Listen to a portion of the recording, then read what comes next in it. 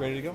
I'll let you do your thing. Okay. Nice to meet you. My name's Alexander Dami. I teach here as well. Oh, Just looking forward to hearing what you have to say. Okay. I teach music production. Oh, great, man. Nice to meet you. Nice to meet you too. Yeah. Thank you. So looking forward to hearing. Thanks so much, guys. All right. Ready to go? Hey, how you doing? Good to see you. Thanks for coming. Okay. So you're gonna be playing some of that later, or is that just? We can have it on standby. Okay. Ready to go whenever you want. Yeah. Okay. Sure. All right, let's get started. Hi, everybody. Hello. Happy Friday. Welcome to the School of Music Production and Sound Design for Visual Media Masterclass. I'm Brad Hughes, Department Director, and I see a lot of familiar faces. So thanks for coming today, you guys. We really appreciate it. We're very excited about having a guest artist here today to talk about jazz harmony in particular and music in general. Our guest today is Mr. Greg Abate. Greg Abate is a jazz saxophonist, flutist, composer, and continues as an international jazz and recording artist who's typically on the road about 225 days a year, traveling around the globe as a clinician and as an artist. Greg was trained at the Berklee College of Music in Boston, Massachusetts, and almost immediately after graduation, Greg played lead alto saxophone for the Ray Charles Orchestra. Yeah, man. That's right. We love Ray. And he performed lead alto for 2 years in that band. Following this experience, Greg ventured out as a post-hard bop soloist, playing jazz festivals, jazz societies, and jazz clubs throughout the U.S., Canada, and abroad, including most of Europe, the United Kingdom, and Moscow and Russia. To this date, Greg has recorded over 17 recordings as a leader. Is that right? 17? It's approximately right, yeah. Okay. Yeah, 17 records as a leader. Greg is also an adjunct professor of jazz studies at the Rhode Island College and is also a very active jazz clinician around the country, conducting workshops and master classes like this one throughout the U.S. and abroad. He has recently been inducted into the Rhode Island Music Hall of Fame. All right, so please welcome Greg Abate. Thank you. All right. That's a nice intro. Thanks for that great intro. And gee, it's great to be here today. And I want to talk about harmony and melody and like putting them together and like talk about infinite possibilities of composition. You know, for any length of any length. You know, it could be like, you know, a 5-minute piece or it could be a 30-minute piece. But like most of my recordings are, you know, basic heads, like a tune with like a lot of improvisation, and then go back to the theme, and the writing interludes on the same chords that the tune is based on. So it's like writing another song a lot busier. Like solely would be like a solo would be one instrument soloing, but a solo it would be more of an improvisation. But when you write an improvisation for to be played by 2 or 3 or 4 or 5 musicians at one time, it becomes a soli, like, and it's not as effective as a solo. If you wrote this is funny. If you wrote a solo out and you play it, it doesn't sound real to me.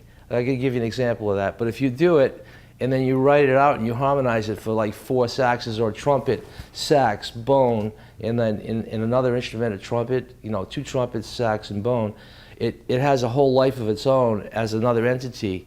And for me, I can accept that, you know, more than hearing a written solo.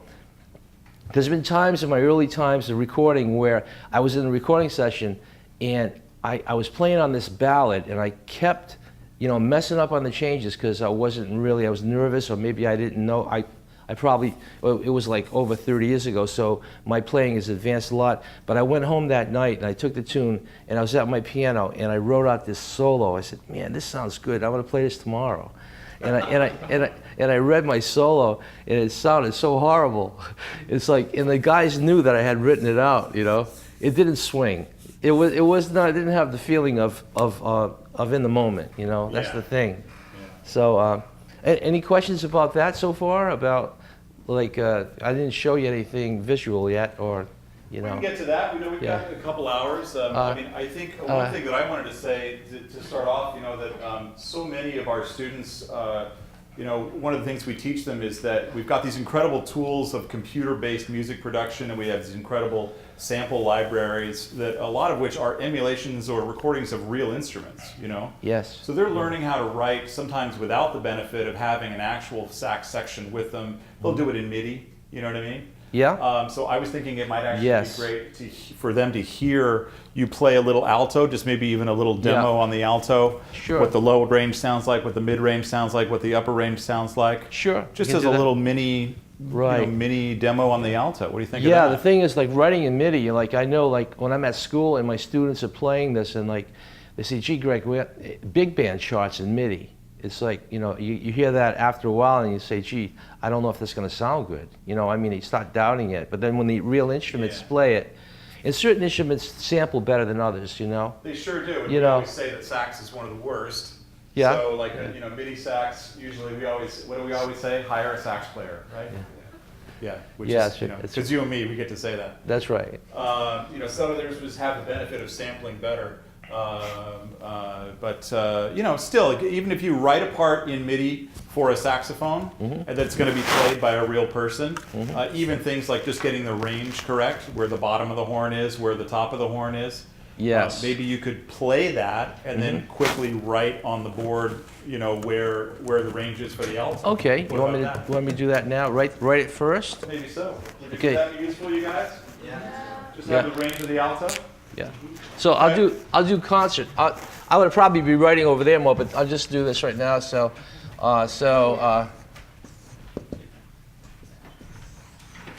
it'd be like D flat. There's a D flat on the horn on the alto, and then come up to here. A flat here. And now the alto is up a major sixth to transpose. So this would be a B flat, of course. This would be an F. So up here would be F on the horn. But like for the alto, what would that would be like in transposed? This would be treble clef. This would be low B flat. Yep. And this would be like the F. It's high F. So that's the range there. So the thing with bass clef, ladies and gentlemen, like with the bass clef, when I used to write the big band charts with the baritone, is written in bass clef. So if the bass clef, this is like just like 1A right here, just a little. I'm gonna offshoot, but like if I was writing this.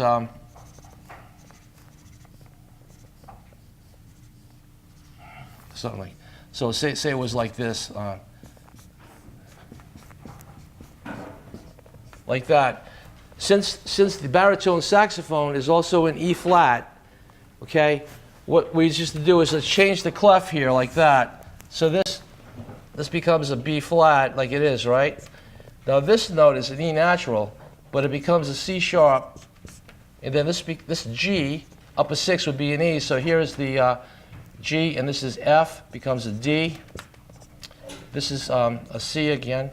Oh, that's an E. I'm sorry. C sharp. So I don't need the C sharp here, but sometimes because it's already in the bar. So, but what you do is sometimes put a courtesy sharp there, and then this is a C becomes an A, and this back. Just put that on. So, but I'll get the range of the sax. This low note. So D flat. So that would be this D flat on the piano, would be here. And this is the high.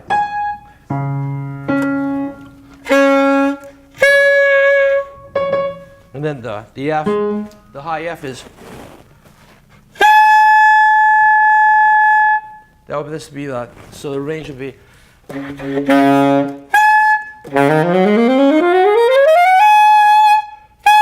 So that would be like, so in the B flat scale.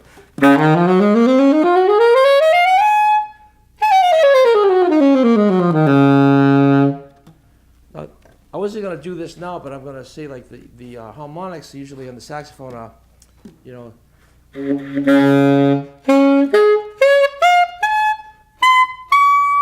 Now those notes there are those notes I played last are above that, and that's called altissimo. Higher notes above the highest range, because the saxophone on the E flat. Well, let me just explain the E flat, the alto, and the baritone, and the sopranino. The sopranino is the smallest saxophone, and then there's the soprano. The soprano would be in B flat, and then the E flat, the alto, and the tenor is in B flat.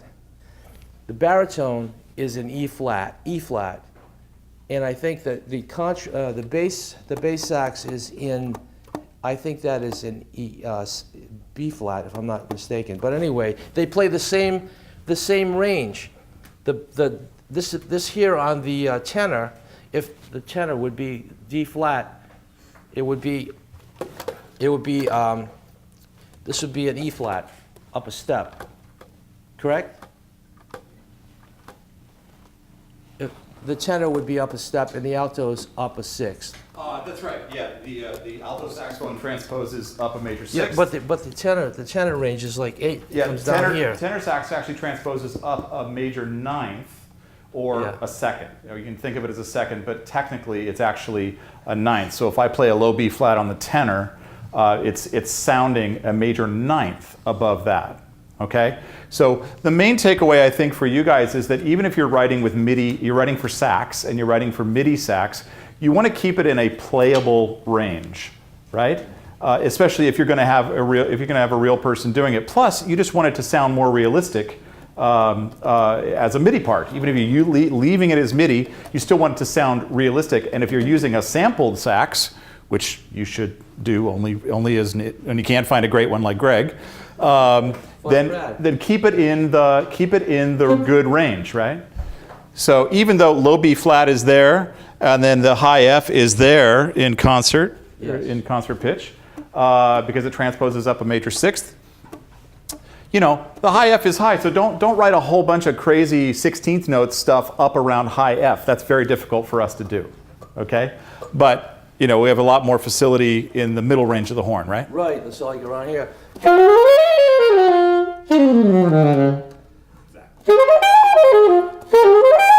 You see, the high notes are like that was going between the E and the F here. It's kind of, I'm getting cluttered already, but I was going between this note here and that note. That this would be the concert G, which is this note, and then the F. But like the altissimo, like on the saxophone, you know, it can be, we can go, the alternate fingerings can be, like I use it in jazz when I'm playing, and it's when you're playing in the moment, playing jazz, it's sort of like you're there, and you're not premeditating any type of action. It's like it's all in the moment, and that's what I become to play like that. So like it's really a joy to play, because I feel like it's the most relaxing part of my day when I'm playing jazz, you know, and because I forget about everything else, and I have to just feel something come in. It's wonderful. But this thing here could be a problem, but the high F, but so then it would be like F sharp would be in G, G sharp, A, B flat, B, C, E, and then F, F. Now, see that's an octave above. That's impressive. Up there. Yeah. Then the thing is, listen, I'm not gonna, I don't usually play it, but I can play up there. But those notes, if I play the high C and overblow that, let's see, I'll do that. You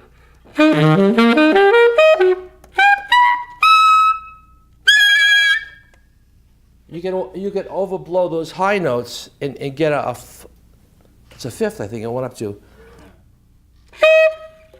No, it's a third.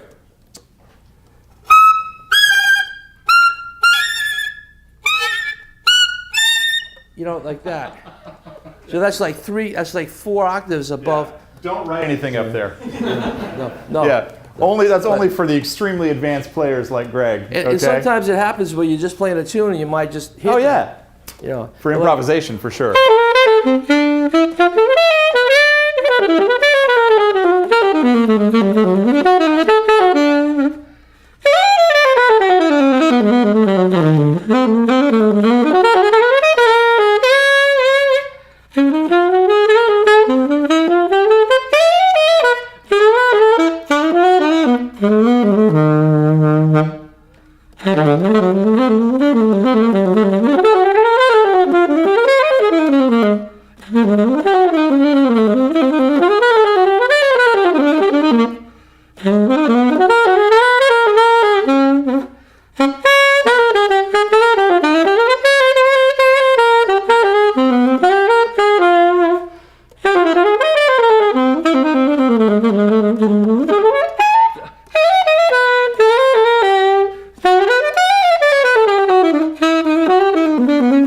You can go on forever with that.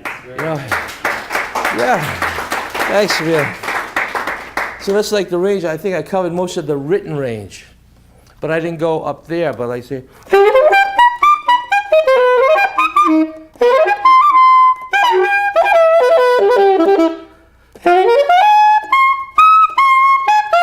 So you can use it. You can use the high notes too, when you, and it's effective to be musical is the main goal. Like if I was playing with a rhythm section, they would be playing, and I would be responding to the way the piano player comps and the bass player is walking and the time of the drummer, and the whole interaction, and like that causes like the effect of the improviser being able to have freedom to like paint on top of that sound, you know, and make lines come out.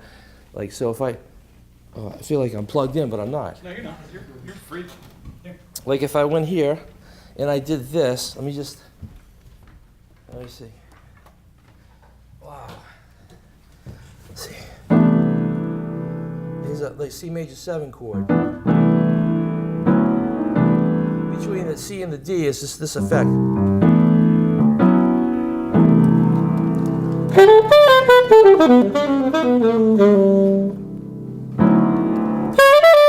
Oh, it's the same.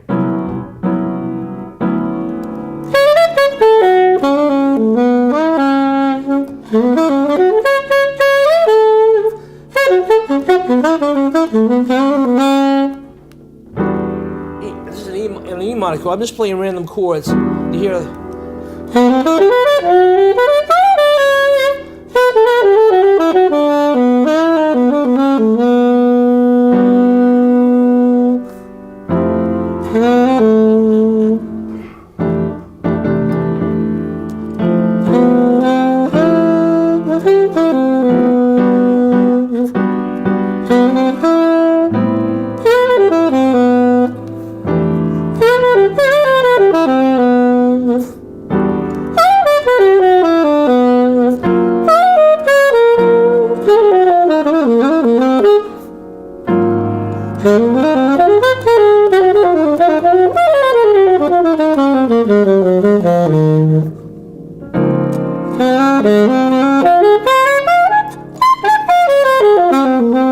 See, like I'm just like messing with the changes and like just going through chord progressions. And any questions? Would it be helpful if you had someone to comp?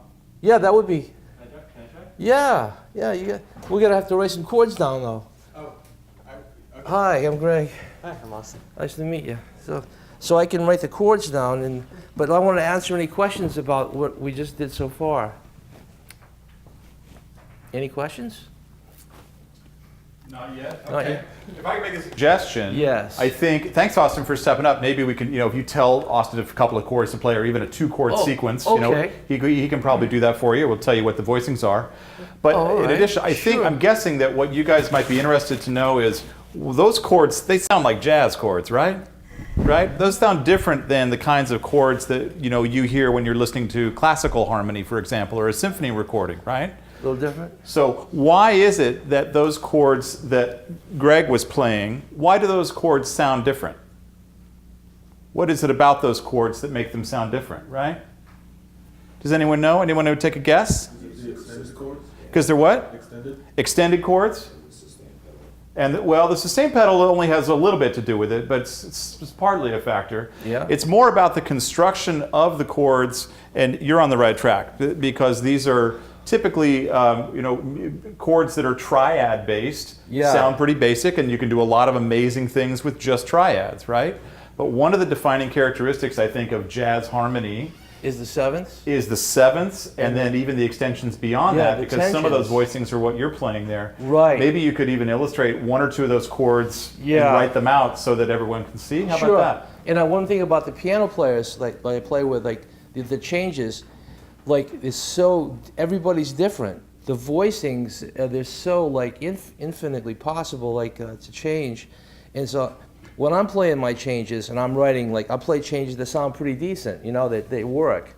But then I'll give a real piano player my stuff, my music, and like I just recorded last week a new album. It's live. It was like I played all the horns, so I played flute and I played the baritone, soprano, and tenor, and alto, and I wrote all these tunes.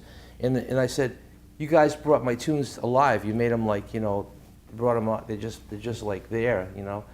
The voicings, like my major 7 voicing is pretty good, but like I said, how do you do that? How do you make that sound so good, you know? You know, it's like different. So should I write something on the board, a sequence? If you'd like to. Or Yeah. Just Yeah. go by ear, it's easier.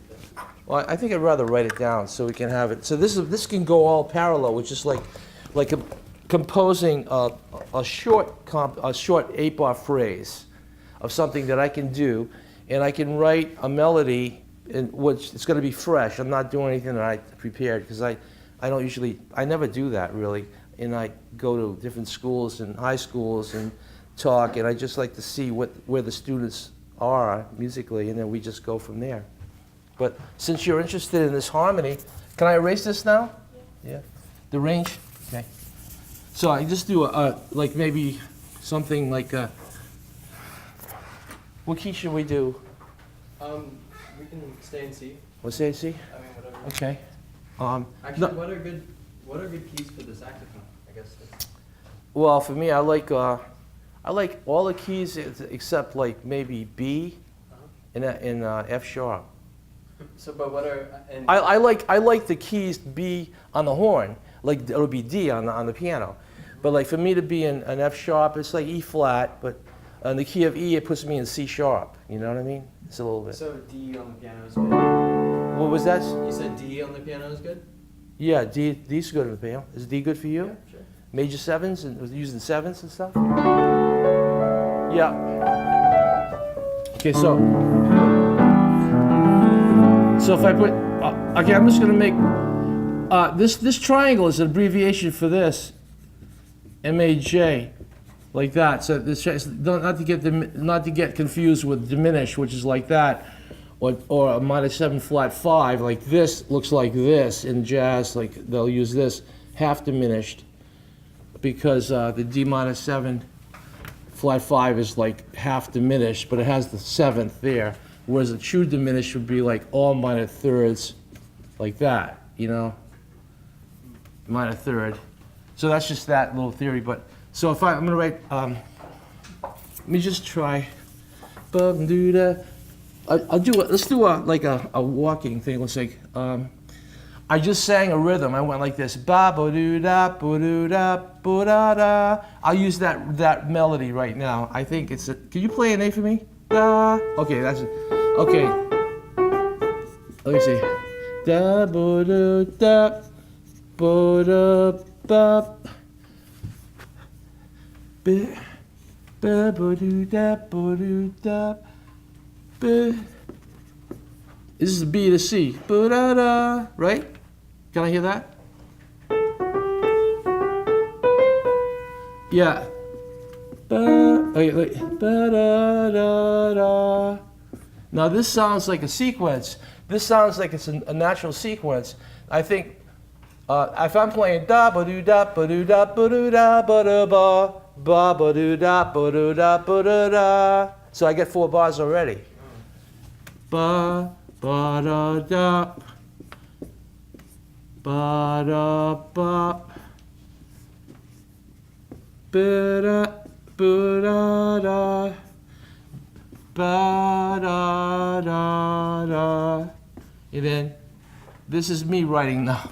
I'm having a good time. Ba ba do da ba do da ba da da ba da ba do da ba do da ba da da ba da ba dee. Be-do-da ba ba-do-da ba-do-ba-do-da bo-day, something like that for an 8-bar phrase. But then we haven't got the changes yet. But let's see. 1, 2, 3, 4. I'm gonna start. Can I have this A again? Ba-ba-ba-da ba-do-da ba-da-da ba-da-ba-da ba. ba, ba. Let's see, ba. Is this a da? Is that note? Da? Yeah. Ba, ba, ba, ba. All right, your training class. Ba, ba, ba, da. Ba, ba, ba, ba, ba. Ba, ba, ba, da, da, da, da, da, ba, ba, ba, doo, da. Let's see. So maybe we could start on the third and do circle fifths. Which one?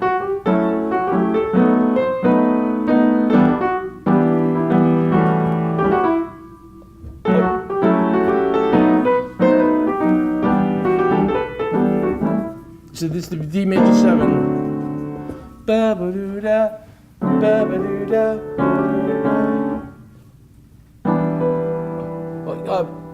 Right here, ba ba da.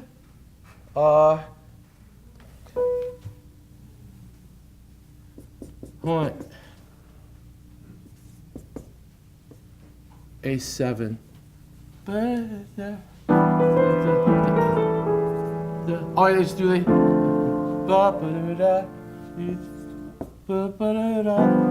Oh, wait.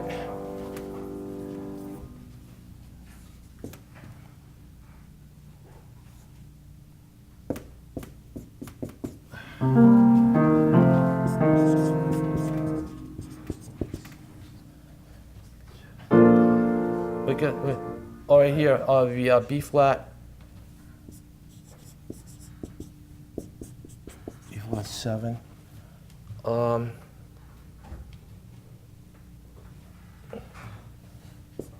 See, this is like, sometimes chords do not have to go to its natural resolution, because chords can go, like there's a rule like, so one chord, this would be like, so in D7, and then this chord, I want to go back, I'm going to use that D, I don't know if this is going to be good, but I'm going to use, like here, I'll use this 2-5 here. Okay, want to try that? Let's try it. Okay.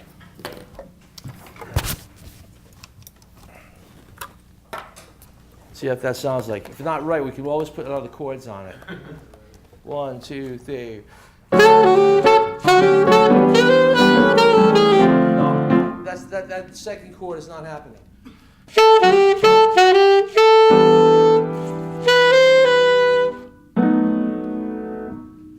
No, it's gonna be. Can I hear? What if we start on the 3? Well, you want me to? We start on the 3. Can I just sit there for a minute? Yeah, of course. Let me see if I can get this chord. It's better if I like your chords, but I just want to, this one here. See,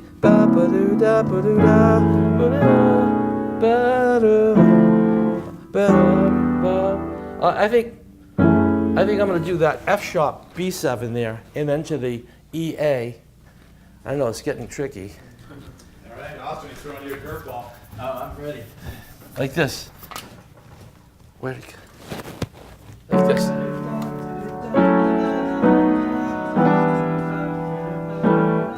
Like da. So E minor 7. I mean, how about, this could be one bar of E minor here, I think. Right? Yeah, And then A7. Yeah. And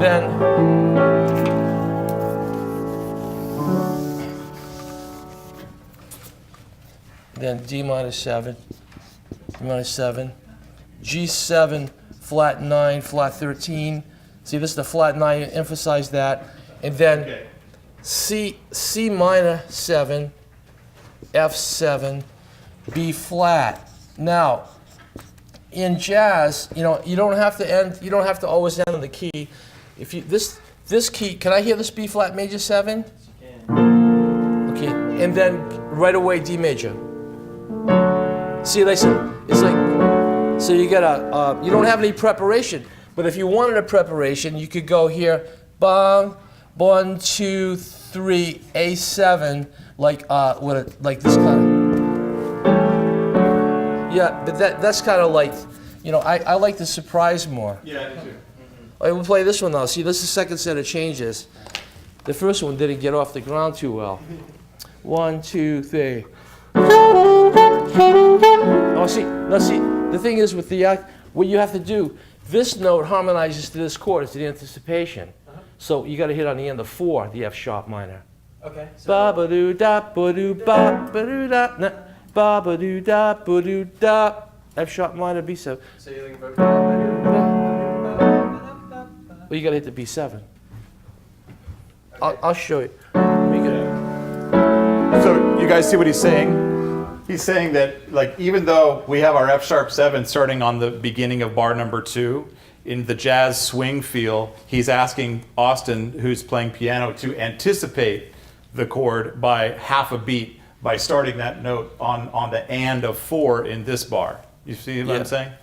So this is something you wouldn't bother to write this, like, to overly complicate the chart. Right. But it's understood in jazz. This would be new. Right, and even for harmony, for the MIDI or whatever, if you're going to write something like, you would harmonize these notes, in this key, and then this is anticipated on here to this note, because anytime there's a rest, like if there's going to be a downbeat there, if it's ba ba doo da ba doo ba dip, if it was like on 1, ba ba doo da ba doo da 1 da da da, but it's like da ba doo da ba doo ba ba doo da, so like you would have that anticipation.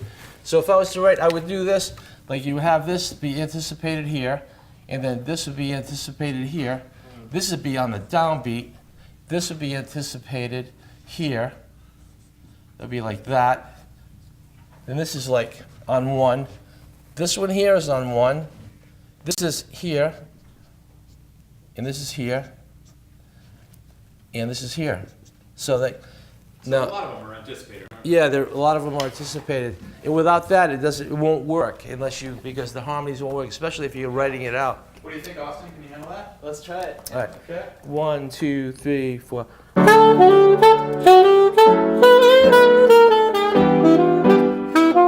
Hold on. Am I still doing it? No, it's not. You're right.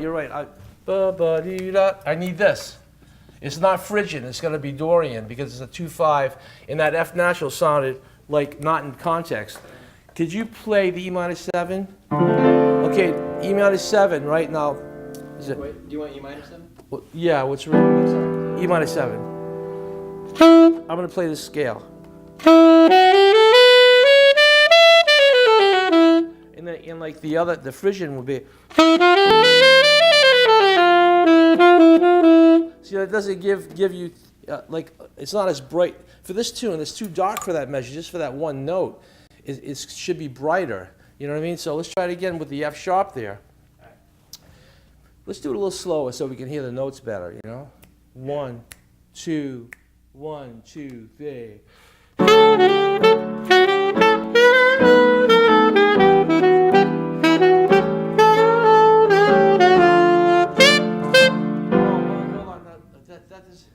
I don't like the D minor. I think I want B flat major 7 here. I just changed. I want to see what that sounds. Let me see.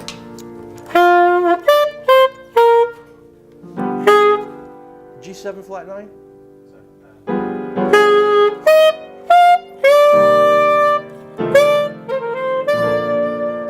Yeah.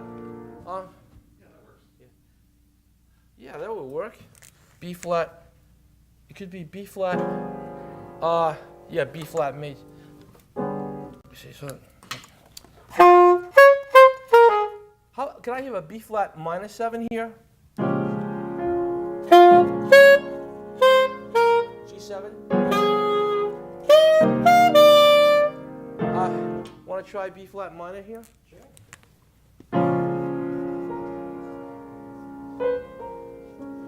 Now, what Bradley was saying before about the chords, like we could get this, but one example would be this, like we're talking about like the B flat minor 7 for example, just to say like you would have this chord, you have the minor 7th, which is like always the one, the flat at 3, the 5th, and the flat at 7.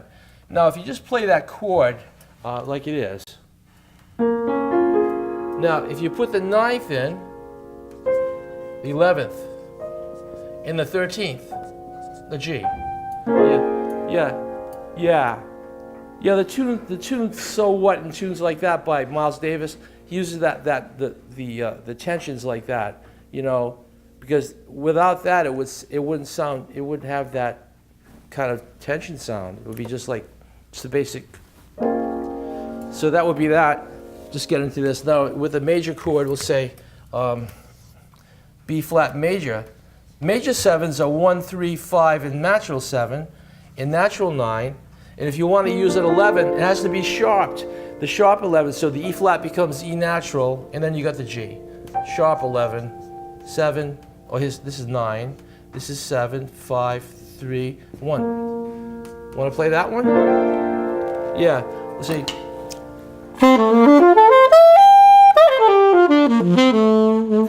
Play this one.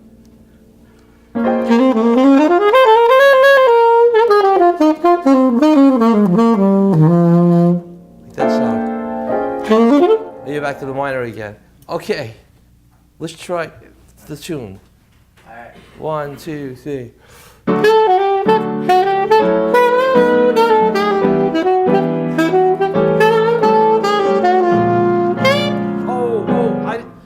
What didn't I change there, everyone? What didn't I change in that measure to make it work? The notes are okay, but Is it the 6th interval there? Or is it that interval there? that interval, Yeah. that should be minor, D flat. Yeah. Right, I didn't change it from the B flat major. Okay, that's gonna make, what a clam that was. A clam. Try, so B flat minor 7. 1, 2, 3.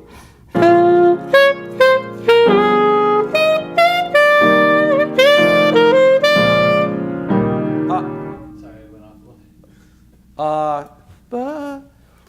bit. I see it right from here. That's major 7. Oh, major 7. Okay. One more time? All right. From C minor 7. Yeah. It's got sort of a basic thing.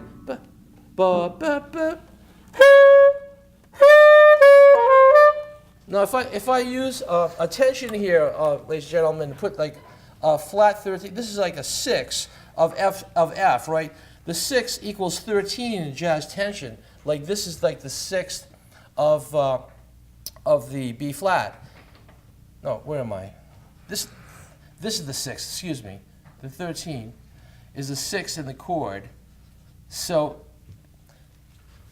Greg, Yeah. I'm sorry to interrupt you. Can you just, for the benefit of the class, can you clarify the chord tones and the tension tones in that 13 chord? Oh, this one here? This one here. This one here. Just so everyone's clear on the sure. terminology of what Okay. a tension means. Oh, sure. This is Yeah. the chord tones. Here, 1, 3, 5, and 7 are always the chord tones.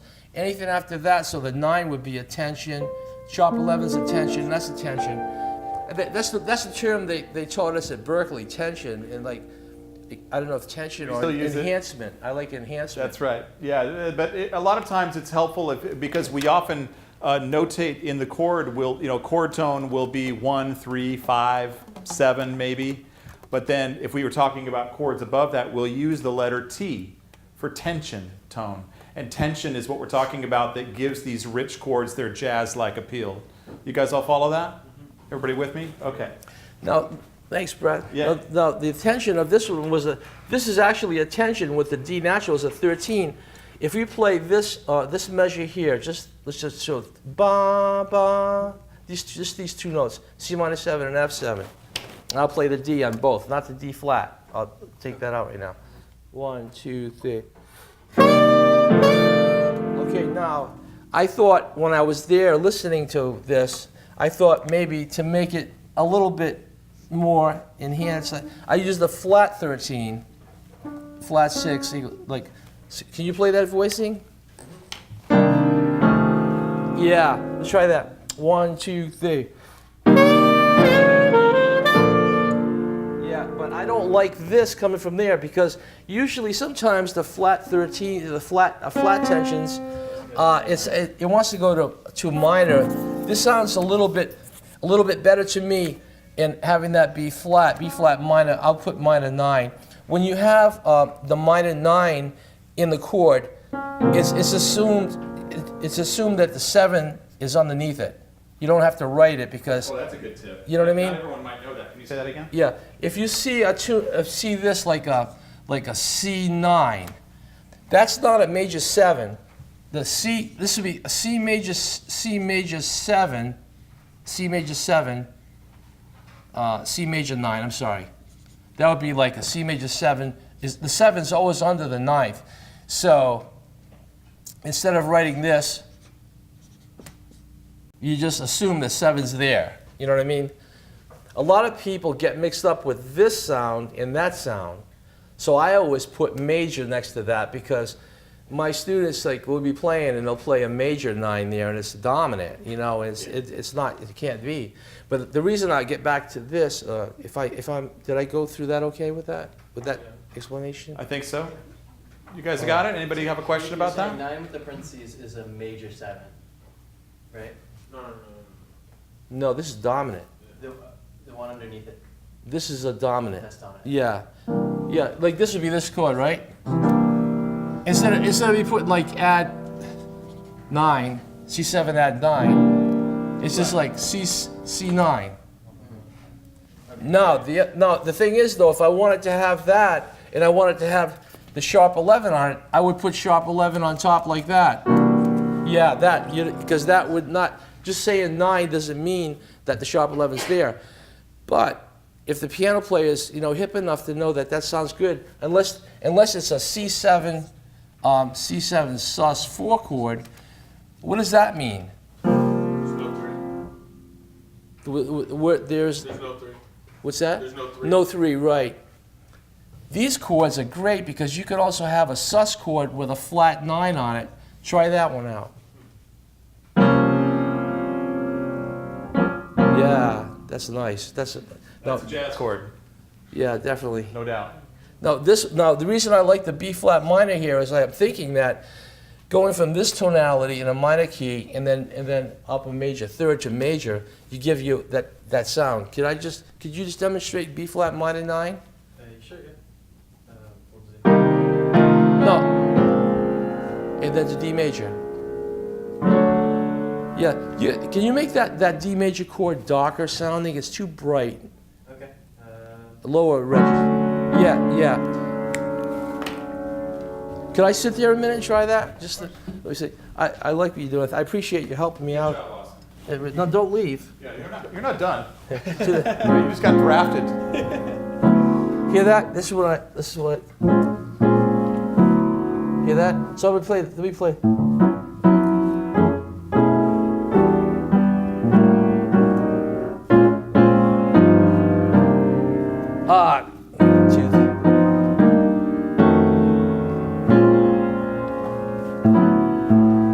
Now, if I did it in a Latin version, listen to this, guys.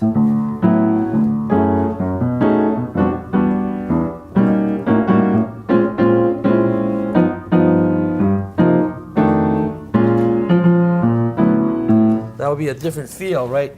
But the swing. Can you show me your D major 7? Oh. I'm putting the 6 in there. But this is a nice voicing here, look. And then you get out the 9th. Okay. Open voicing. Now if this was a swing thing,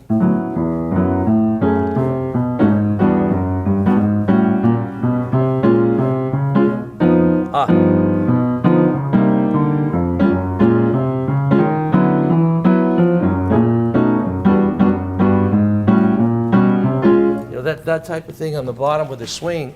But the Latin is the other thing where it's a little bit more, well, it's Latin, It sounds straight eighths. So in swing, now if I play this in swing, you got it, man. If I played swing, it would be like this. 1, 2, 3. I'm sorry, I blew the melody. No worries. 1, 2, 3.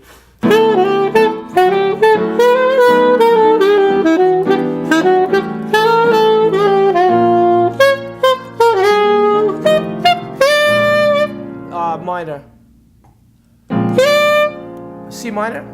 Oh, sorry. Yeah. Now in jazz, like it's like when you're playing this, like the tempo's not too fast. If you're playing hard, like bebop at like quarter note equals 300, you can't play the swing feel like this because this you don't write this out. This is like the swing rhythm is this dotted quarter, dotted 8/16. So it's like, oh, sorry, it's like. See, like that. It's like, but you just assume that you're playing that. They look like even eighth notes, but in Latin or classical music, it would be like play like this. This would be like, want to do a Latin groove? Sure. Oh, sure. 1, 2, 3.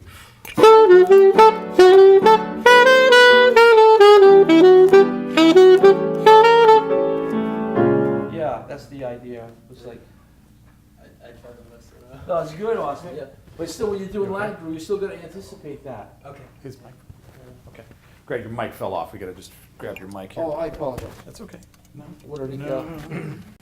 So what would you say characterizes Latin predominantly? What's when you say Latin, like what am I latching on? Well, samba, bossa nova, like Brazilian, In terms of like, or Afro-Cuban's different. Like I'm not an expert at the claves, but it's like, I usually, let me show you this bass line.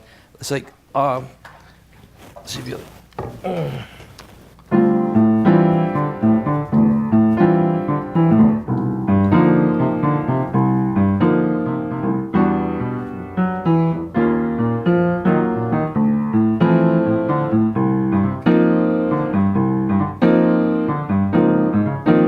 Type of thing.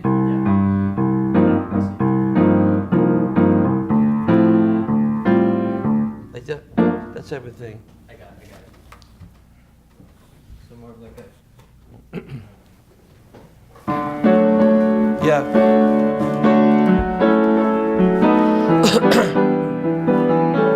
Okay. Like the. Can I jump in for a second, Greg? Yes, you may. So, guys, I just wanted to point out that, Greg was illustrating the rhythm of the swing, by showing you this. If you're writing this for real, you don't need to do that. That's just for this demo. You would just write it as regular eighth notes, and then you would indicate that it's to be played with swing, and then the player would interpret that. I just want to make sure everybody knows that. Okay? Yes, sir. So in that G7 flat 9 flat 13. Yes. Yeah, that's not a mixed Lydian. So No. where did it come from, and how do you like decide that that's a good one to put in? Well, the melody is like outlined it, right? So, Right. but this, that's why I use that. But I could use F minor 7 there, B flat 7. Like, could I just ask? I'm going to explain further on that. But if you played F minor 7 for me.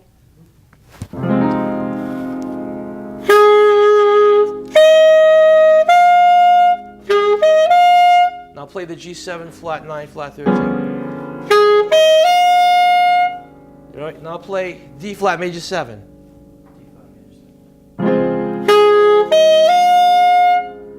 To the C minor.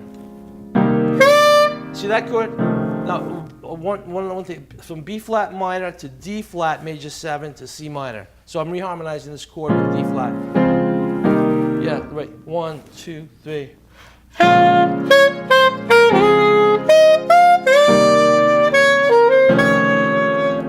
Yeah. See, the difference in this chord could be like several choices. It could be, I could make it like a dominant chord with the same root, C7 altered, which is like when you see altered implies that there is a flat 9, a sharp 9, or there's a flat 13 in there, which gives you that sound. Like if you voiced an E flat, yeah, E flat, I'm sorry, E B flat, E, B flat, then E flat, A flat, E, D flat. Hit that together. That chord there. Now those chords are really fun because they have a spectrum of overtones, like that you can use like melodic minor jazz on this. You can use the superlocrian, or you can use diminished scale. Like if I were to play a diminished on a dominant chord for improvisation, there's certain rules, but the basic rule is to go down a whole step, which would be what? A whole step from G. Play F diminished. So I'm going to play a diminished scale on this. You play the G7, flat 9. No, well you want the tensions in it, like flat 9. Flat 9, flat 13. Yeah, Yeah. same voicing group line.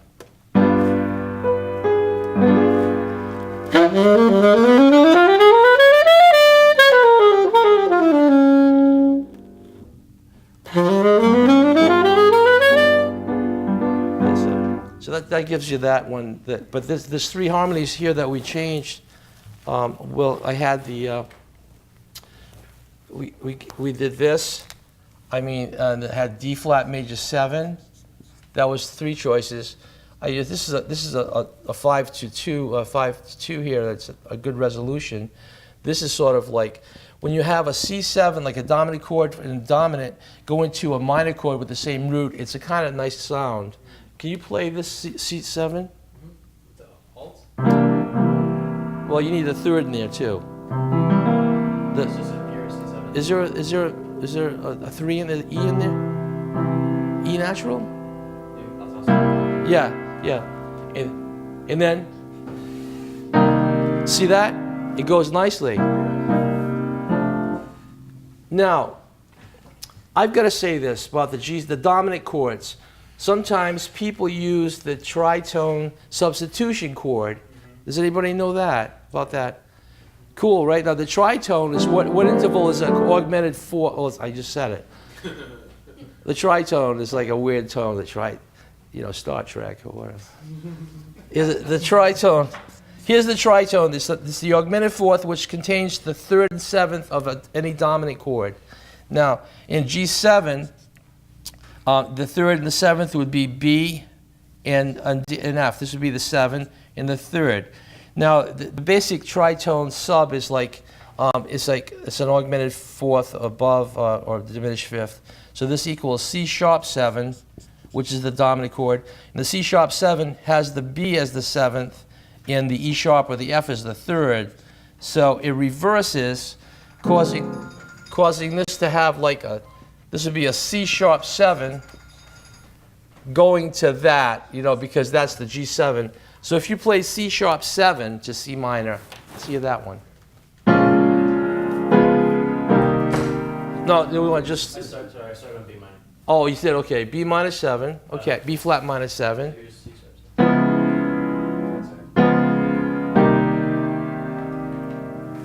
Oh, it's like B flat minor, then C sharp 7 to C minor. Okay, here it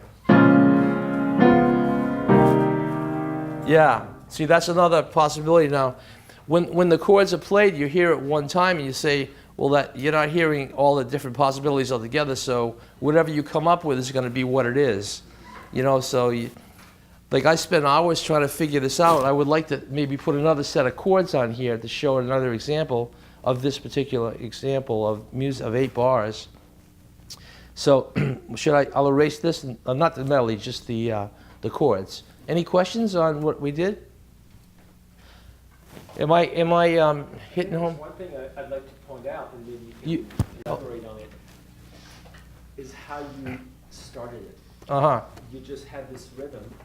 The rhythm That was the called for catalyst. notes. Yeah. You mentioned the word sequence. Right. Which, I'm not sure everybody is really clear on that. So if you can maybe just say a few words on how you kept going. You just had this little seed.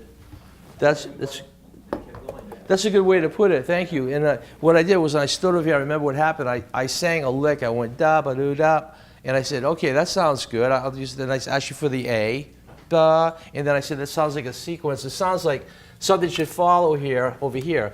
Ba ba doo da ba doo da ba doo da ba doo ba da. It just sounded like it would be good to do that same sequence again. But in an event of a change due to, I would think, well, gee, you know, it doesn't sound hip enough for me. I like to do something a little different. So, ba ba doo da ba doo da ba da da ba da ba doo, ba ba da ba dee ba doo da. A different melody there instead of a repetitious thing of that. It could be done for different notes. But for harmonically, if we should play this one more time, and then I should keep the changes there and write another set of changes just to show another harmony possibility. And hopefully I can come up with something that would be worthwhile. Here it is. I got to think about this for a minute. So this is like, well, you know, what this outlines. Just like, this could be like, let me just like this E minor. Oh, I erased it. Oh, sorry. So this is the E minor 9. Can I hear that? This melody with that chord? I'm sorry, I don't know what you... E minor 9. This melody. I'll play the melody. Is that an E minor chord? E minor 9? Sorry. Yeah, that's better. That makes it.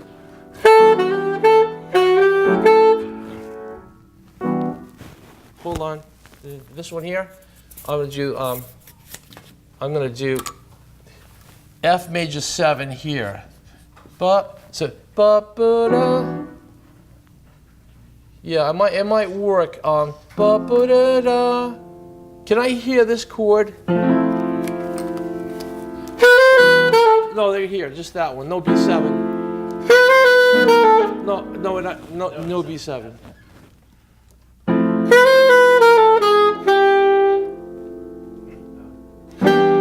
Yeah, so I'm going to take, so starting it from the E minor to the F major 7, and then to the E minor. 1, 2, 3. Oh, is this E minor 9? I played a 9, sorry. Oh, sorry. No, that's okay, because 9 is there. It's implied for the piano player that wants to play a hipper chord, you put the 9 in. Okay. Because it's not conflicting, really, because this, I'll play this note. You play the E minor 9, okay? See, that G is a half step away from the 9, but it still sounds okay. The F sharp I'm playing. Yeah. He's playing the F sharp, and I'm playing the G, sorry. But I don't know. See, I took this chord out, so I'm reharmonizing this with this because I want this Lydian sound here for the B natural on the F major chord. But I don't want you to play this chord. I just want to go from here to here, and then. So you're slowing down the harmonic rhythm, and you're playing a full bar of E minor 9, a full bar of F major 7, and then a full bar of E minor 7. E minor 7. Okay. Yeah. And I'm gonna use the tritone sub here, E flat 7 instead of this. So I'm gonna have this. No, that's a dominant chord. Dominant, E flat 7. It would be a E flat, G, B flat. Yeah. Now you could put the ninth on that one too. Yeah. So you have this one, this E minor, F, and then E to E flat. 1, 2, 3.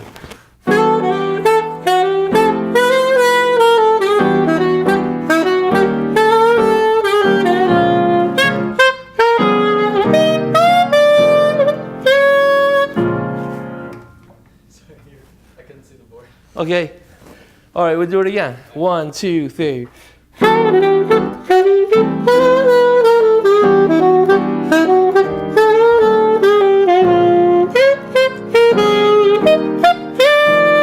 C minor 9.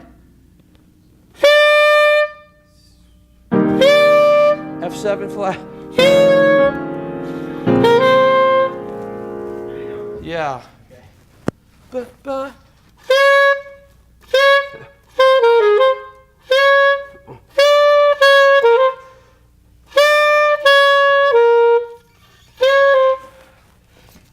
I like to change. You know, I like to change this melody to have that 9 on the melody. It sounds better to me.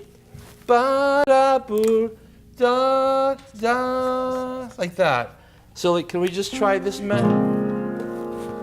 right from here?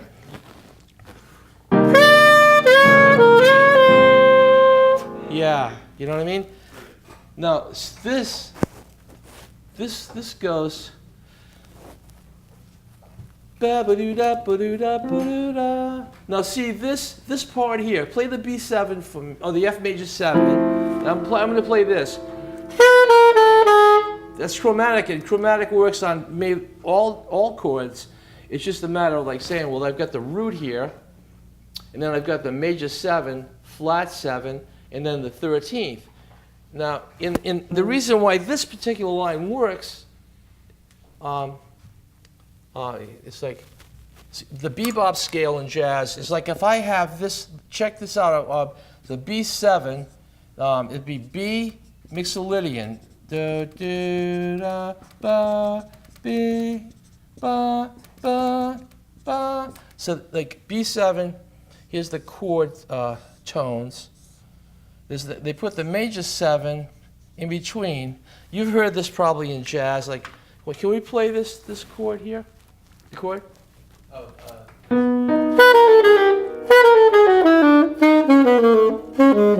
Hear that scale? I'll play this chord.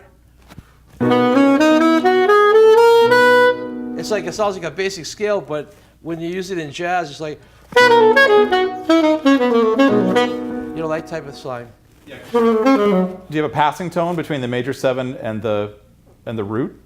Yeah. Or yeah, between the 7 and the root? Okay. The major 7 between the root and the flat 7 is a chromatic note. So if I could just step in, what you're saying is the reason this works on the B7 is because it's related to this? Yeah. Okay. Yeah. So in other words, at glance, you guys, you might think, well, wait a minute, my chord symbol says B7, so spell B7, B, D sharp, F sharp, Yep. A natural. Right here it is, right here. Okay, cool. Well, then, you know, some might think, well, wait a minute, then I can't use an A flat or a B flat there, could I? You know? Well, but in a jazz context, you're kind of using them almost in a passing tone kind of way, where the melody is passing through the chord tones with adjacent half steps on either side. You guys all follow that? Yeah. Okay. And this is actually a chord tone. It's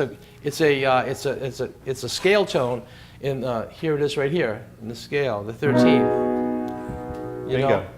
But leaving this chord here from F major 7. Can I hear the F major 7 again? And then the B7, and the E minor, or just F major to E minor. You know, you got a choice there. One other thing I could say is, this here, it's like this F major 7. It would just be like this thing would be. You can use the related 2 minor 7 of the 5 chord. Like in other words, this is 1, 2. This is accents here. So it's 1 ba ba ba. Yeah, you can do that too. In a slower context of ballad writing, maybe like this tempo, like 1, 2, 3. No, 1, 2, 3, 4. No, you're late on that. 1, 2, 3, 4. Yeah, that you can do that. Any dominant chord, you can do that. Even on this tritone sub. So, I'm sorry to interrupt you. No, you. I just want to make sure that everybody's tracking because he's moving pretty fast on some of this stuff, am I right? going too fast? Yeah. You're doing great. Okay, But could you just explain to everybody where you got this substitute? We're taking this B7 chord and we're saying, maybe it'll be more interesting if we insert something else instead. Tell them where you got F sharp minor 7 and B7. Okay. That's a 2-5. But you got to know where this comes from. You do, right? But I'll explain where it comes from. But just briefly explain so the whole class. Yeah. So because in the modes, so this key will be like F. I can't. Like the key of E, right? There's the modes. I mean, like it's the 1, right? 1 E major 7. It's the F sharp minor 7 Dorian, the G sharp Phrygian. This is the A Lydian, major 7. B mixolydian. So here's the chord here, B mixolydian, B7, and then the 2 is here, coming from the same key area. So you can, this is in the same harmonic family. So that comes in there. This is why we're always telling you guys when you learn a new chord scale to do the exercise of stacking the notes on top of each scale degree so you can see what that chord family is. This is like a chord family, right, in the key of E. Right. Right? I call it a family. I mean, That's what I call it. Yeah, we call it a chord family. So it means that any of the chords that you create here are options for as substitutions. You know, if you just have one, you could insert another from the same family to add what? Color, harmonic contrast, or interest. Or root motion. Or root motion. Yeah. Root motion. Now, you get even more complicated with this. This is going to E minor here, B5 to 2 of another key. This is a key area. If I'm going to improvise, I'm going to play in the key of D. I'm not going to look at this. I look at that as a key area, you know. Like in a lot of bop tunes and rhythm changes, you've got like 1, 6, 2, 5, 3, 6, 2, 5. It's all on the key. And then when you get to the bridge, it goes up a major third to like D7 in the key of B flat rhythm. It goes D7 for 2 bars, and then G7 2 bars, C7 2 bars, and then F7 for 2 bars. And in those 8 bars, you're going in 4 different keys. And then that bridge is complicated because you can use the 2 5s in the 5s, and you can use the two sub 5s, and then reverse it, and you can go on. So I can explain later. Can I ask a question? Yeah. So you're talking about a lot of theory in terms of the solos, but you're not thinking in theory when you're soloing, right? At this point, I might take a glimpse at something and say, you know, I might be thinking about something, but I won't necessarily premeditate it, you know. I usually play a lot by ear now, even though it's like the sounds are more like language, you know. But the only problem for me, in all honesty, is that my technique is pretty good, but I mean, it's still not good enough for me to do all the things I hear. So I have to like sort of edit fast and say, am I going to be able to do that? And like, it's amazing how we think so fast, you know. So does that answer your question there? Yes. That's So good. what are you saying? So you said that you can't do necessarily everything you hear. You can't replicate it perfectly by ear, but you can use theory or scaffolding to get you there, or? Well, I can do, if I hear something I want to play, I'm thinking ahead about where the line's going. It's hard to describe how jazz is played because unless you have something that you know you're going to play and it won't sound really real, you have to like create the line and make the flow happen. And in that flow, you also have to play the right notes. You have to have the to know where you're going to put the next note. You know what I mean? It's like weird. I'm thinking ahead all the time of the melody. It's really crazy to explain. Like if I were to improvise on a tune, maybe we got a lot of time, so I can do a lot of different things. I don't want to get, you know, confusing with everything all at once. But you know, we're doing okay with this right now, I think. I think we're doing okay. Yeah. Yeah. I mean, it was. Yeah, well, I'll let the class. You know, you should. You know, you Yeah. guys, if you have questions or you know you want to raise your hand or clarify a point, this is for you guys. So please raise your hands. Go ahead, right here. So sorry to backtrack, but you said that if a melody's going to be swung, you don't have to write out like the dotted eighth notes and everything. If you wanted just like a portion of the piece to be swung, how would you notate that? Okay. You would just go like this. Say I want this one. Right? And then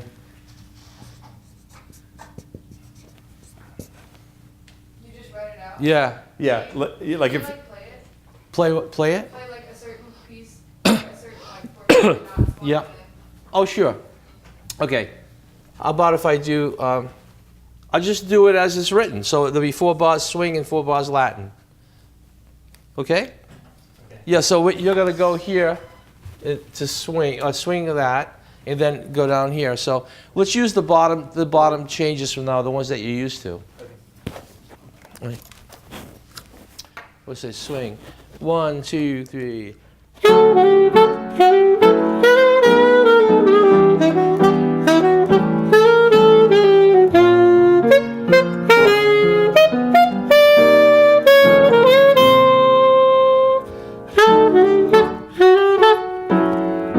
Did you hear the difference? The thing is, like, the bass line should be different on the Latin, so you can make that really imply. Yeah, more like a more interval movement instead of a walking line. Okay. I don't know. Is it? Yeah, as far as notation goes, to answer your question, if you're it's all eighth notes on the page, but you want part of it to be swing and part of it to be straight, you just literally write the word. Yeah. Yes. Yeah. Every once in a while, I've also seen people will sometimes write, like, in parentheses, a little tiny eighth note equals, a triplet figure. That's sometimes done. You say eighth note equals, a triplet with the first two triplets tied together. I'll show you the first what two that notes. looks like. That's like a shorthand for make this swung, and then Like this, right, Brad? and then tie together the first two. These two. Yeah. Ba ba da. Yeah, or like Oh, it's this. it's- Yeah, just tie those. Oh, that's right. That's Yeah. I'm doing it there. So in other words, this is saying, hey, play it just like this. Play it like a swung triplet. That's swing. Or straight would be, quarter note equals eighth, with just a beam. But most people who are reading charts, like Greg and I, or like reading any horn player, Bruno, Alex, any of us that are reading music, if we see the word swing, we know what to do. If we see the word Latin, we know what to do. Yeah. I wanted to do a bridge, but we didn't. Should we do a bridge? Or Well, let's make sure we got this covered and it's Okay. clear. For Alex has a question. I just think this might be useful to hear the different sounds of 2, 5, and 1, like an altered scale and maybe a whole tone scale and a diminished scale. It Yeah. would give a sense of what harmonic color that does in your improvisation. Okay. If you could pick something in there to focus on and loop it, maybe just. Maybe Okay. so, yeah. I mean, I want the focus to be for you guys to have, some tools for composing in a jazz style. As a tool to compose. Yeah. Those scales to use as a tool to. That's what I'm compose. sure. Yeah. Yeah. Like for this part here, with the altered scale, That's exactly what I was supposed to. this one here, to play something on that. Yeah, like to kind of give us like a different taste of different scales that you would use. Okay. For that. So name the scale, play. Okay. Do, yeah. Okay, want to play the chord? Yes. Which, Let me see. Which chords? This one here. Okay. Yeah. This would be. I'll do an altered scale. Altered like this. Say.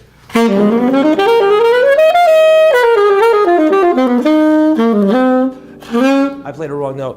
One more time. That's a G7. This would be this one here with the. That's the G7. And then Yeah, with the.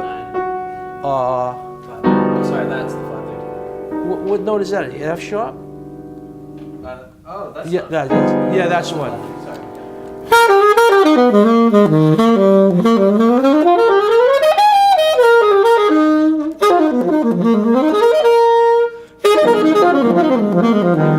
That type of.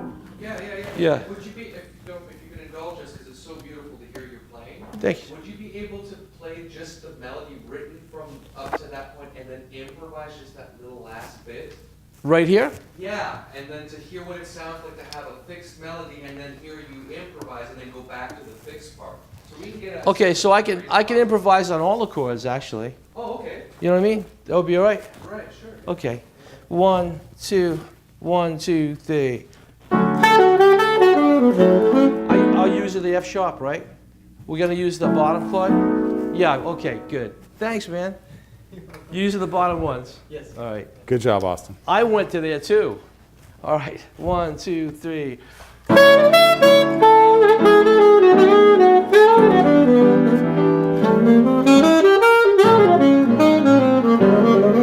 You rush to C minor.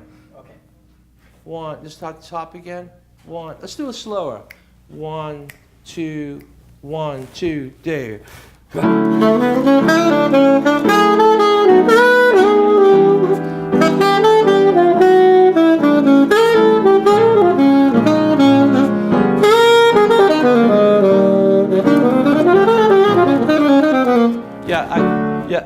Yeah. Did I rush it? You're doing a good job. You just rushed this measure. You hear it? Did you hear it? Yeah, I heard Okay. that. I heard that. And then the actual composition itself, in contrast, I would say that the harmonic movement is more deliberate and more closer to the actual chords versus where you're going outside, and when you're improvising, you're taking more risks, but then you're landing at the right places so that we can be engaged by your in the moment stream of consciousness. Yeah, that's it. Thank you. You know, and I'm thinking like tunes to the melody, like I think getting into the solo section, it adds a whole different flavor once you start improvising on it, as long as the notes are right, or else it sounds really bad. Well, it sounded really good though. Yeah, but I would try another type of solo. Less notes, more rhythm, okay, and some space. 1, 2, 1, 2, 3.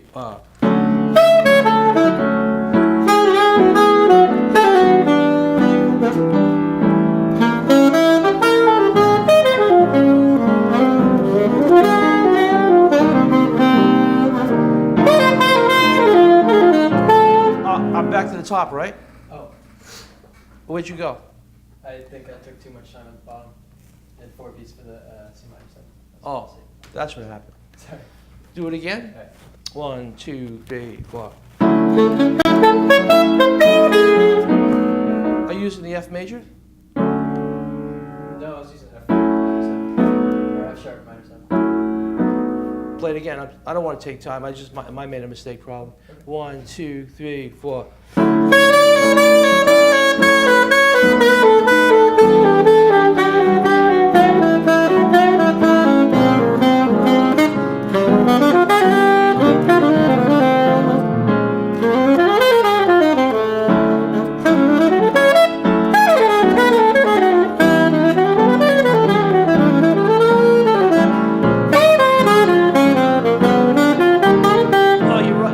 The G7 is a whole bar. Ah, okay. Fit the B flat minor 7, the second line. Yep. One more time from the top. Okay. 1, 2, 3. You know, late on that. Oh, okay. 1, 2, 3, 4.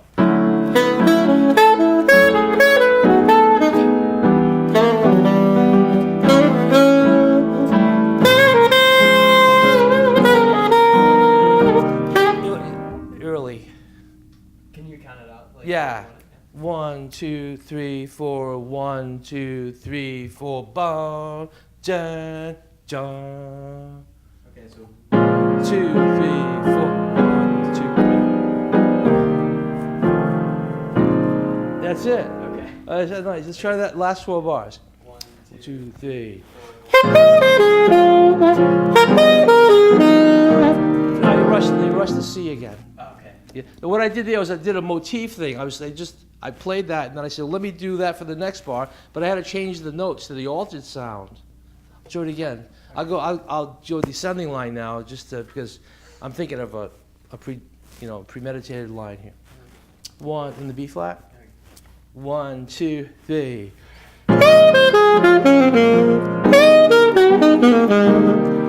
You keep rushing the C minor. I'm rushing the C minor. Yeah. Okay. Okay. One. I have to anticipate it though. Just I'm anticipating it. Yeah, but you can yeah, you're just rushing the anticipation. Okay. Okay. Well, see, we'll try it again. Okay. 1, 2, 3, 4.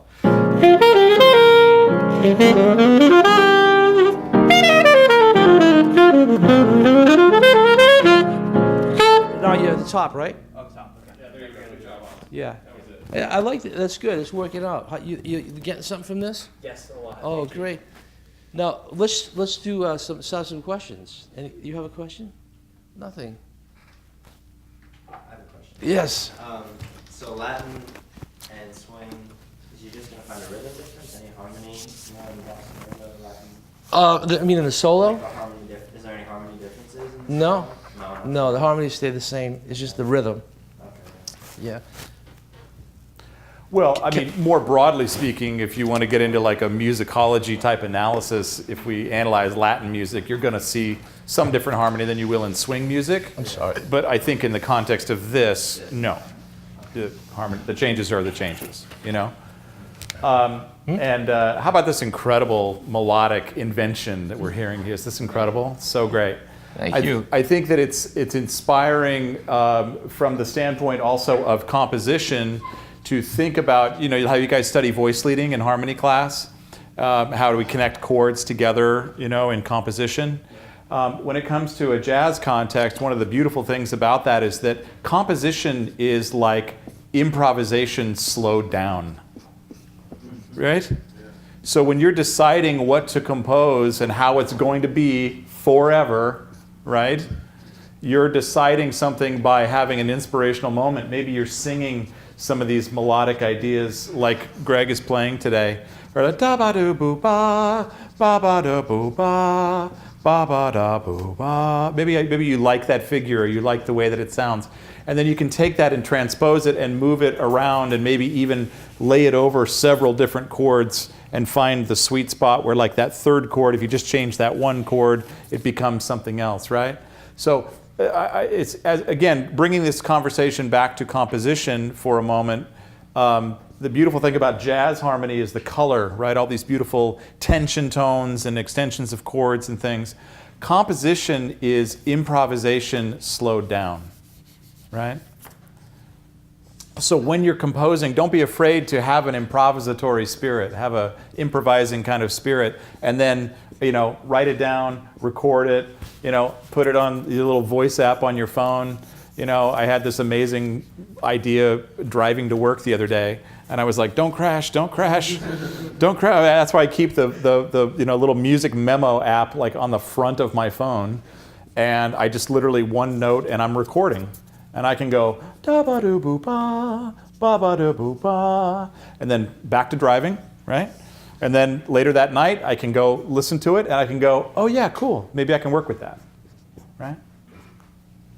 Sounds good, man.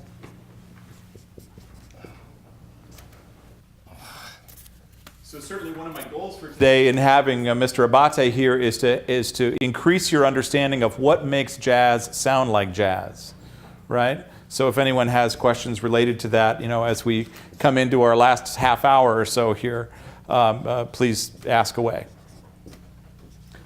I just wrote an improvisation on this stuff. See how this sounds like. This guy. Are you kidding me?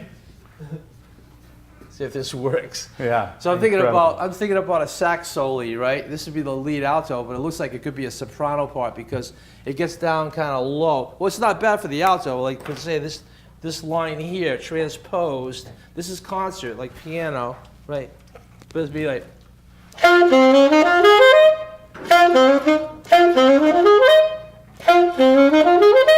That line there, it's not bad. This line would be.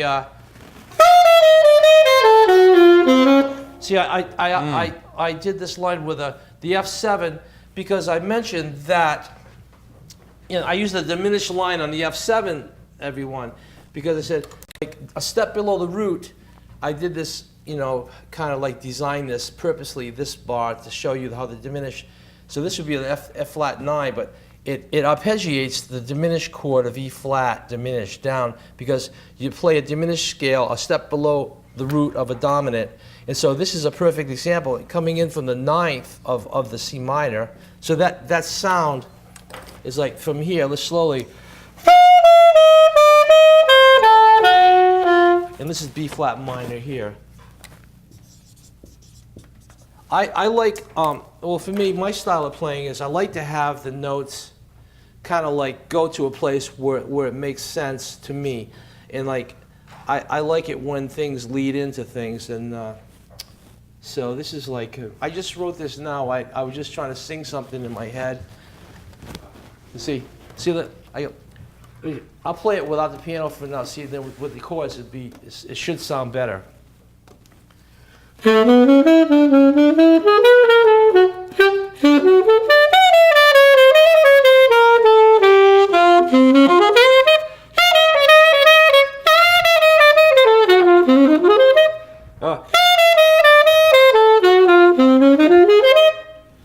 try the chords? Yes. 1, 2, 3, 4.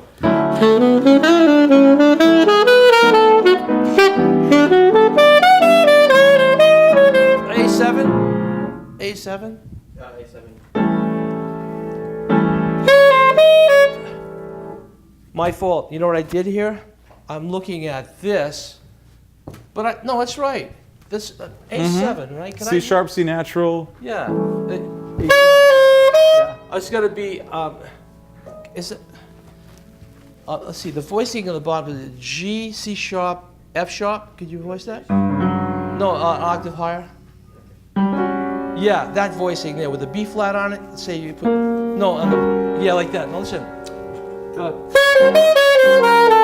That's what I wanted. That sound there. You hear that? Okay. Yeah.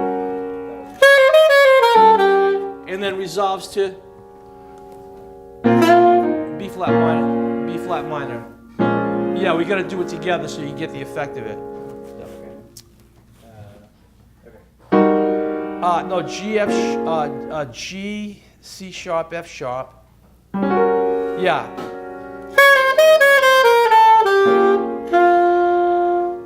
B flat minor. Can you do it again?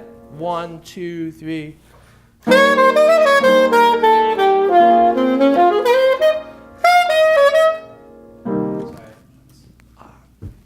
That's all right. That's right. Let's see, it's not really a solo, but it would be a soli. It would be what it is. It wouldn't be anything like if I played this on a gig, if it was a tune and I played this what I wrote, it wouldn't be jazz, right? So, but I think it needs a bridge. But can we try this particular soli again with you comping? Yes, yes. 1, 2, 3, 4.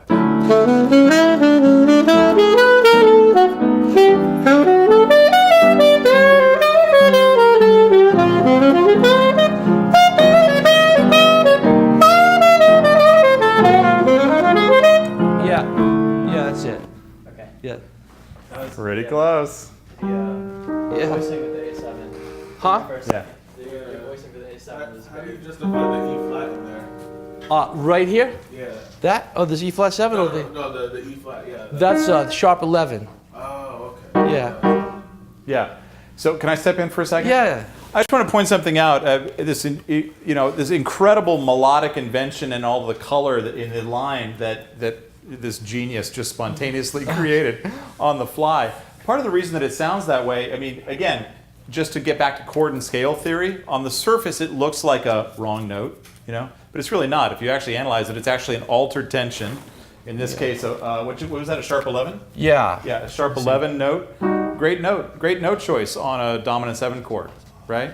Sharp 11 is always a great choice. Same note as 11 is the same note as the what? This is it here. 4. That's right. 4 Is equals the- 11. 2 equals 9. 4 equals 11. 6 equals 13. G diminished Right. on the A7.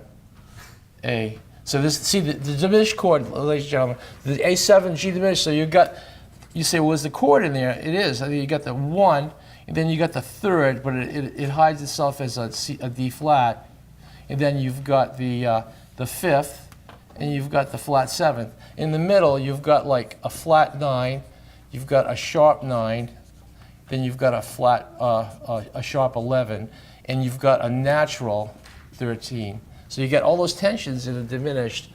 Now, to get the flat 13, when you have that was the one I was trying to explain. This would be with the F natural. So this one,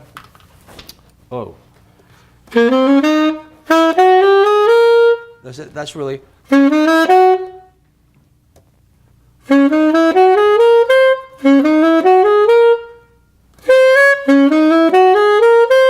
That's like it would be like a B flat. It would be an A. No, it's a B flat melodic minor scale, a half step above this. A B flat melodic minor scale gives you the altered scale of A. That's a good tip. You know what I mean? Yeah. So that gives you that. And then there's a harmonic minor thing that happens. When you have the A7 and it goes like this, it'll be a D harmonic minor scale is another one. But see, I'm playing up a fourth above the A7, the rule. But thinking about this when you're improvising, it's kind of crazy. That's why you think when you hear the chord, you're automatically, in tune to all these different sounds that you've been playing all your life, and you just try to play the notes in a different way so they're not the same. So like this particular one was the diminished with the F sharp, like that, with the natural 13. And then the one with the harmonic, if you're starting a D harmonic minor, starting on A, you've got this to the B flat, and you get this thing here, like that. And that one's this scale, which is cool.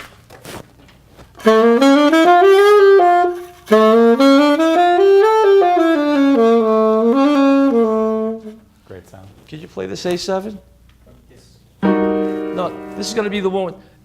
I should put this voicing here, so if I see this, I'd be 10 more to play that scale. Wait a minute. No, flat 13. Excuse me, folks. Flat 13. No, it'll be like the same thing that you would have G, C sharp, F, and B flat. That's it.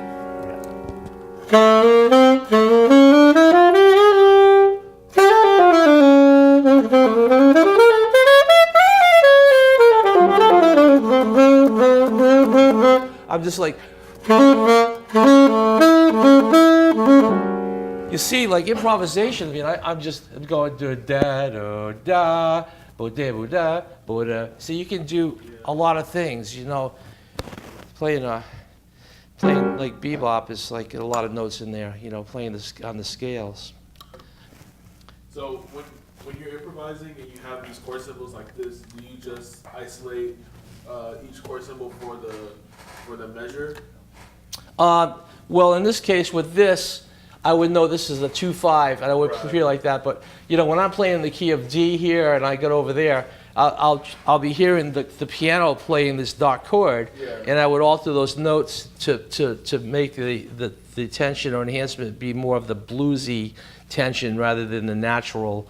The natural 9. If I play the natural 9, it's a Mixolydian scale, right? And then opposed to that one there, you got that one, and then that one. And then you got these intervals. The diminished scale is cool because it's got major 7 intervals all over the place. You know what I mean? Like you got this, da da, and then like this lick, ba da, A G, C D flat, C B flat. That's all. Like.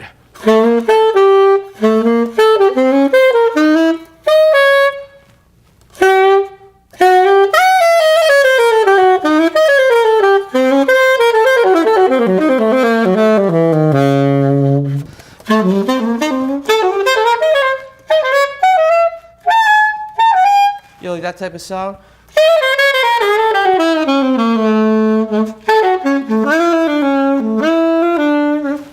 You want to play a particular tune? Sure. Standard? Sure. Or should we talk more about this and put a bridge in there? Bridge.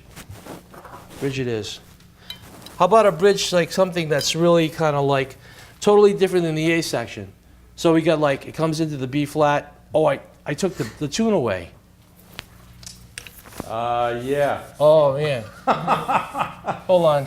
Can we just... We need a magic whiteboard. Can we back it up a little bit? Yeah, well, let's do... Can I do something? Ba, ba, ba. I'm going to just... ba, ba, da, ba. Can I have this note? Da. Ba, ba, da, no, that's a, yeah, and then A, G.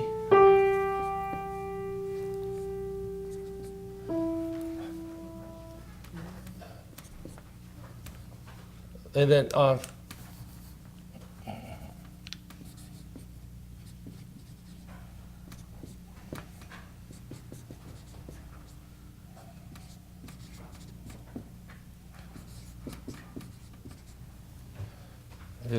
and then it goes to, that's 4 bars, right? 3, 4. And then over here, then you got the B flat minor, the G. Just a second. I get the That was bridge. a great improvisation. Thanks, man. It's a shame to watch that go Oh away. man. Thanks. Ba da ba da ba ba ba ba ba ba ba ba ba ba da ba ba. This is the G7 alt. Oh, that's like ba ba ba ba ba do da do do ba ba ba ba like that, and then da da da da da. Let's try that melody. Alrighty. All right, and then we'll do a bridge. 1, 2, 3, 4.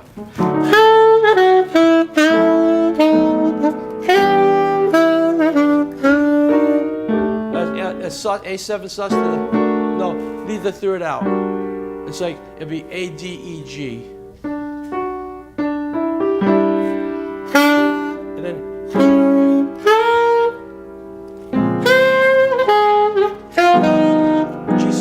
G7 altered. That's they gotta have the B in there. B natural. Yeah. Like on top. No, the B flat on the top. It'll be flat on top. B on the bottom, like B. Yeah.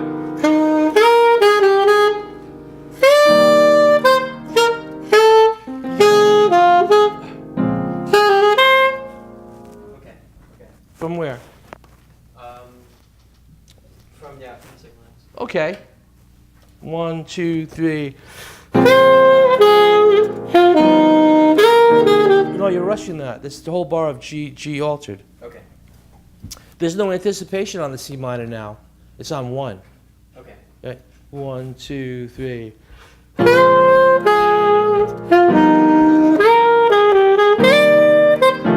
No. Let me see. Ba, ba. You were right. This chord is this F7 though, right? F7? F7 flat 9? Yeah. Yeah. Yeah, all right. That's good. 1, 2 on the B flat.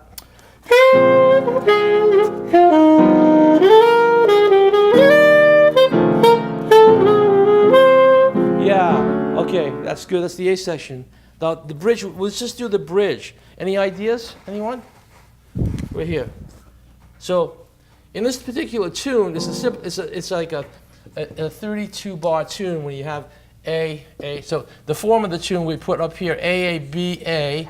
So the bridge would be B, of course, and then not for bridge, but just rehearsal letters. So I want to think of something here. Da da do da. Can I just hear a chord after the B flat minor 7? Maybe. How about F major 7? Okay, B flat minor 9. And then F major? Well, that will work, I guess. They say anything can follow a 1 chord. So if you put 1 chord down, you know, you got to just follow it out, and everything follows, but you have to, you know. Yeah. So you can start anywhere. Major, minor. I'll say F major 7. We're going to make the bridge. You do an 8-bar bridge? Yeah. Okay. I'm going to do a Latin vamp. Bridge is going to be Latin. Like that. Let's see. Let's see. Ba ba ba doo da, be boo dee ba doo da, be boo de, be ba ba da, ba, be da, ba da ba, ba, ba da, ba doo da, da da ba. How about that lick? Can I hear that? 1, 2, 3.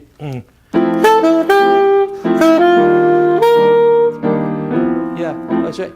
What? Yeah. Yeah. Again. We'll make that repeat twice. 1, 2, 3, 4.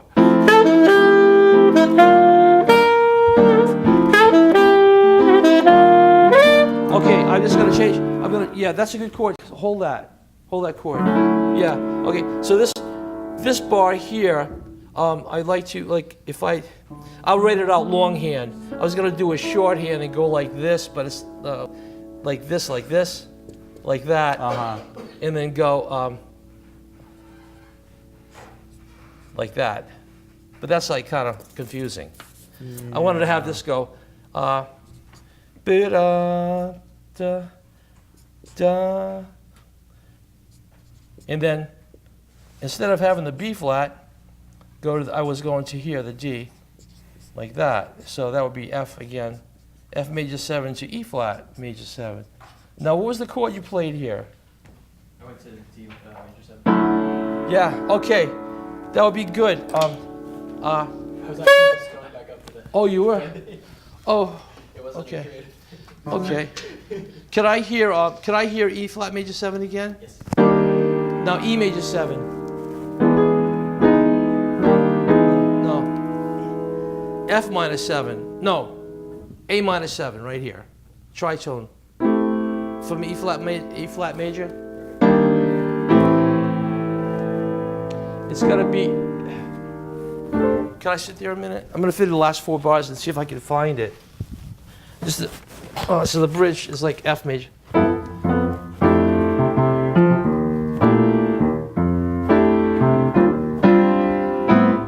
No, I don't like that.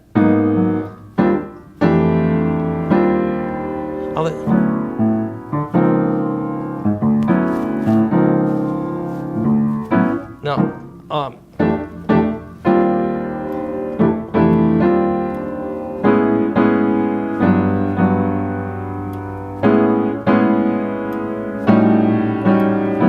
Yeah, okay.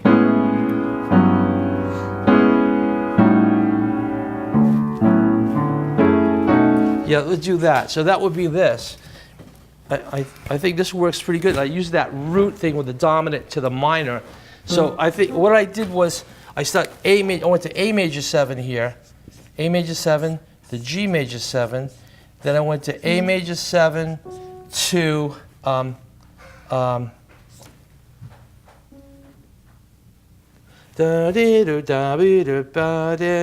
to A7 flat 9 and 13 back to the top of the of there. So this is going to imitate this. I need a motif. Ba-do-da, boo-da-wee. I mean, I'll shape a different melody. So it's like ba-da. Yeah, this is like a I mean, just for example, I do 13 to sharp 11, just see what it sounds like. I'm gonna always change it.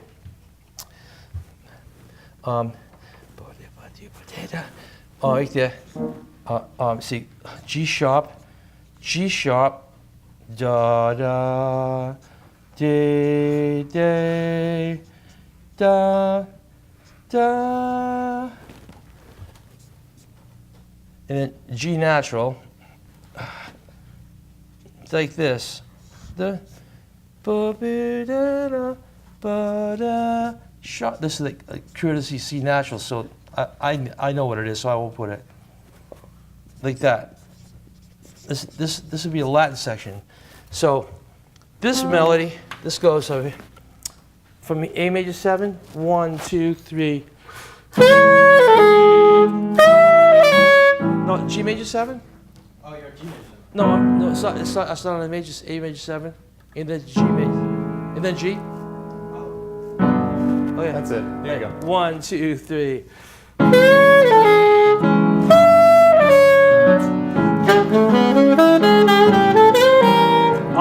Oh, did you play this? A major 7 to A7?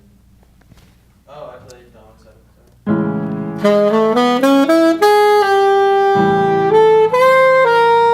It's gotta be, yeah, it's gotta be that chord. Yeah. A major 7 to that chord. Okay. 1, 2, 3, 4.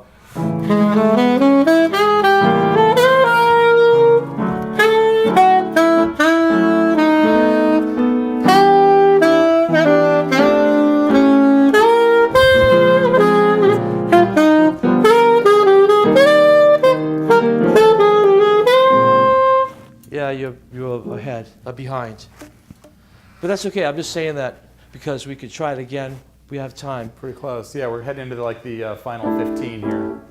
Should we just do the last A again, or the bridge? The whole bridge. Let's do the bridge. I would say let's do from the bridge to the last A. Yeah. Okay. 1, 2, 3, 4.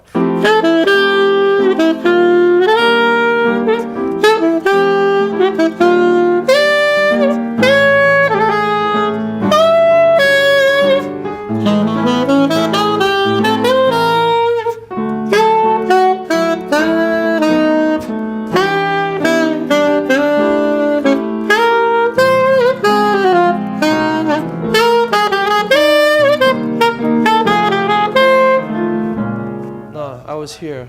Yeah, almost. You almost made it. You were chasing him. That's all right. Should we try? Well, the other thing is, everyone, ba-ba-doo-da.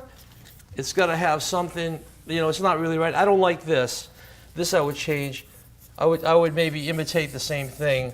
I'd maybe go 5 to the 9th. Want to try that? Sure. These 2 bars. From E flat? No, from A major 7.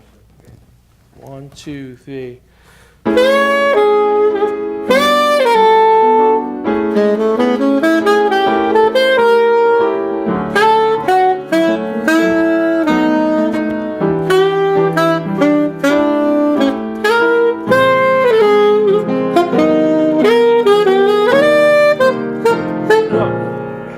There's something, I don't know about this chord.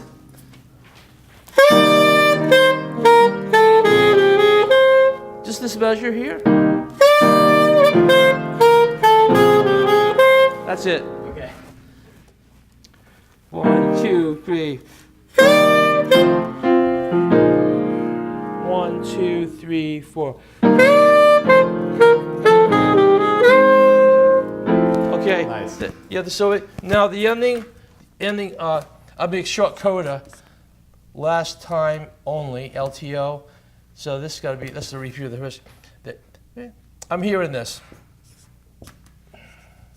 E minor, and then Fine. Let's try that. So from here to there, there's the last 3 bars. D minor 11, that would be. How about voice? Yeah, that's right. No. If you voice it like the mild thing I was showing you, F, B, E. It's like actually a D minor 6, 9. It's an F, B, E, A, D. Yeah. With a D in the bass though. Yeah. Okay. Wow. So after you hit the chord, because if you hit the chord, then hit the bass, because you can't do it all in one. Yeah, that's it. So let's go from where are we? Here.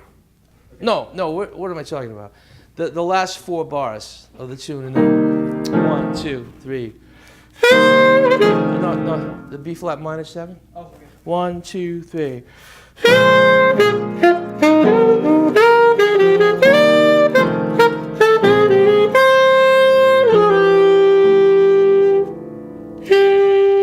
It wasn't definite enough. Yeah, I didn't hit it. C minor, F7, B flat, 1, and then D minor. 1, 2, 3.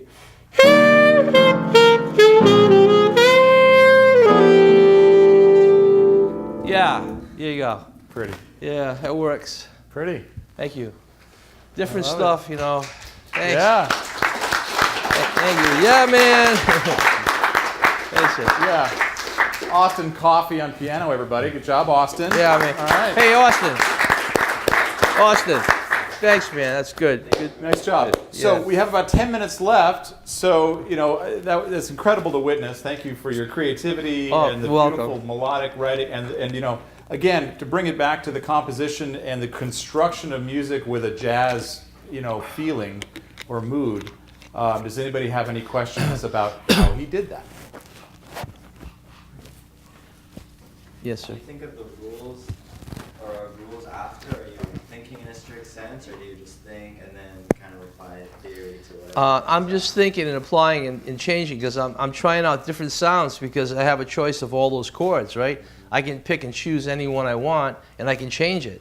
So I'm experimenting, and I say, yeah, that looks good. That sounds good, I mean. And there's been times where I was trying to find a chord that I saw sound in my head in tunes I've written, and I'm going, and I said, I'm hearing something, but I don't know how to tell someone else to play it. What chord am I going to write or designate or voice? And then someday it just comes to me, and I say, oh, that's it. You know, I was doing this thing the other day with one tune. I was going C major 7 in a waltz, the last 2 bars to F minor, and I was trying to find a thing, and I went like this, and I just was like this. I should have. Oh, I've got the tune with me. It's in here. Oh, Are you gonna grab it out? sure. Do we have time? Yeah, we got 10 minutes. Right. Good. Let's see. There you go. Thanks, man. All right. These are all the tunes I had recorded last week. This is it's a tune I called Hazy Moon. It's like it's a waltz with the changes. I can't. This is the one here. Yeah. You got it? You got it. Maybe you can play this chord. That was C major 7 for 2 bars, and it went to here. But I was thinking, I mean, this is not a big discovery here, but I was going to put C7, but instead I used F sharp 7 flat 9, so C major. Like that type of thing, you know? Instead of this, I went, do you want to play this? Yes. Oh, I'm standing out of my area here. All right. Find your mark. Right. Want to try it? Yeah, we'd love to try. Can you step back from the mic a little bit? 1, 2, oh yeah. There you go. Just get One. right near that thing. 1, 2, 3, 2, 2, 3. Yeah, it's 3, 4. 1, okay. 1, 2, 3, 2, 2. 3, 2, 3.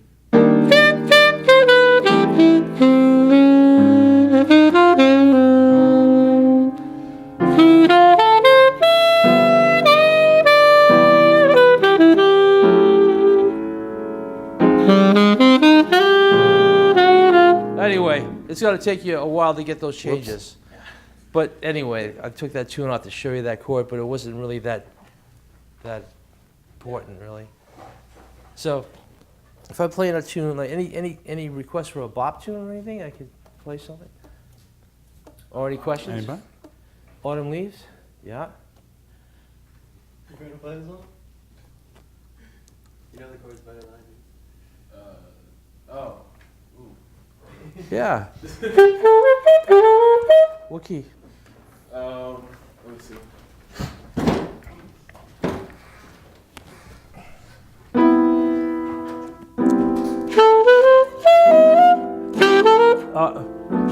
What key? Okay, that's like the A minor. Right. All right, ready? 1, 2.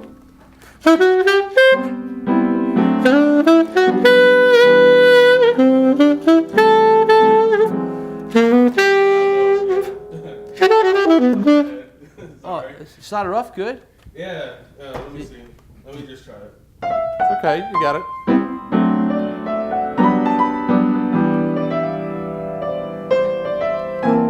I see.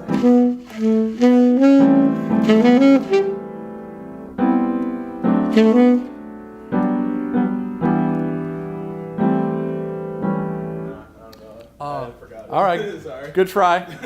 That's all right. Good try. Should I play something? Or? Well, maybe we can finish up with that. We're coming up on 5, right? Mm-hmm. How are we doing on time? Like 4 minutes to go? Yeah. Okay. You want to finish up with a little solo improvisation? Yeah. could Well, do how that. about you guys? What do you guys want to hear? Any more questions about harmony or jazz writing? I do have a question about that. Okay. Just to capitalize on the When you said learning. In the beginning, you were talking about writing for like 4 different chords. Yeah, or 5. Yeah, how would you do that? How would you? Well, it's like you harmonize down from the first note of the melody, and then you would like use the harmony. Like as far as you gotta have some low interval limits, you gotta watch that. So sometimes you double the lead to make it. Depends how many horns for the sax section. Like this B7 would be D sharp. Then you would have, or you'd be going to the bass clef here. It's like you would have the next note would be the next note down in the chord. No, this here would be the 3rd, right? Then there'd be the 1. So you say it would be like B, and then A, and then F sharp. So it'd be like, and then the baritone would double the lead of the alto. So you got this harmony. Could you play this chord, Austin? Just play the E flat, B, no, B natural? Yeah, that's right. A, F sharp, E flat. That would be the 5 saxophones. So now you figure all these notes, right, have the harmonies going down in that order. It's also called 4-way close voicings, but sometimes you substitute the 9 when the 1 comes up to give tension. Like in other words, this one here, this note here, instead of that B, I would put the C sharp there. But can you play this voicing? Yeah. Get that. So the place you start when doing that is to basically, spell out the chord and spread it out among the instruments that you're writing for. Yeah, man. You start off with close, just to get all the notes covered, and then you can go through it again and start thinking about, maybe I can open the voicing here on this part, what I mean, and take one note and transpose it up an octave, maybe. I mean, there's a few rules that you have to follow there, but in general, to answer your question, that's how you start. Yeah. Good. It's all about identifying the notes in the chord and, keeping them in there. That's right. Could you possibly harmonize the verse measure? Mm-hmm. Mm-hmm. So what chord are we going to use here? Use the E minor? That was the one we used, right? No, we used the major 7. We used 7. Oh, is that what you were playing? Mm-hmm. Oh, wow. Okay. So it's D major 7. Okay. So I would put the F sharp here, right? This is the tenors. Then I would put the first tenor here, and then I put the second tenor here, and then I put the bari here. And then this would be like,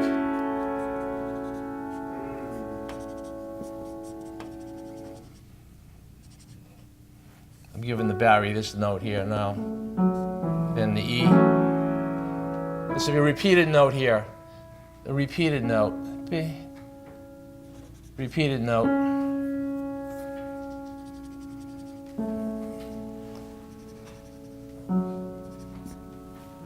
That's how it sounds better than it looks. Well, that's what counts. Yeah, that's what I say when I go on stage. Some places I don't know what I get the new audience and I've been traveling all day, and I go in there and I walk on the stage, and then the trios there, and I say, "Don't worry, folks, I sound better than I look." That's great. They laugh. I don't know. That's good. That's a 5-note voicing you're doing there. Yeah, because I'm using the double lead on the. No, I'm doing the baritone. I'm doubling the baritone with the alto. Right. So 5 saxophones, kind of standard jazz big band configuration is 2 alto sax, 2 tenor sax, and 1 baritone sax. Yeah. And the tenors, now, for example, before I go, I'll just do this. Now, if I'm transposing the altos would look like this on their paper. They'd have an F sharp here, first alto. The second alto would have a D sharp. Okay. Now the tenors, this E, you don't put it here. This E would not go here on the bottom. This F sharp would go here because you're up a second. Now see this note. To make that note sound on the piano, can I hear that E, Austin?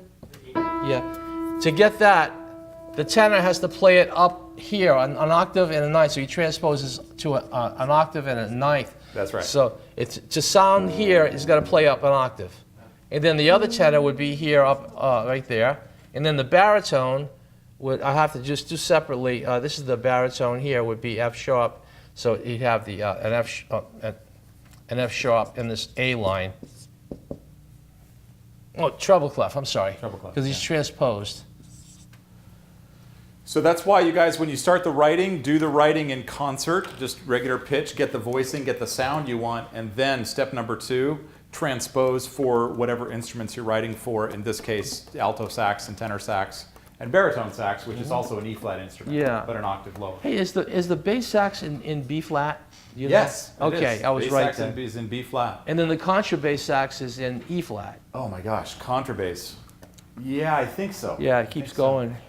And this is the beauty of software like Sibelius, right? Because in Sibelius you can write it in concert, get it the sound you Yeah, want, it's fine. and then it'll kind of automatically make that Thank transposition for you. If you say that this note goes to an E-flat alto sax, it knows what to do, and it'll make that transposition Yeah, it for does it you. automatically, doesn't it? It's pretty cool, yeah, but it's good that you guys need to do it on paper so you can check it.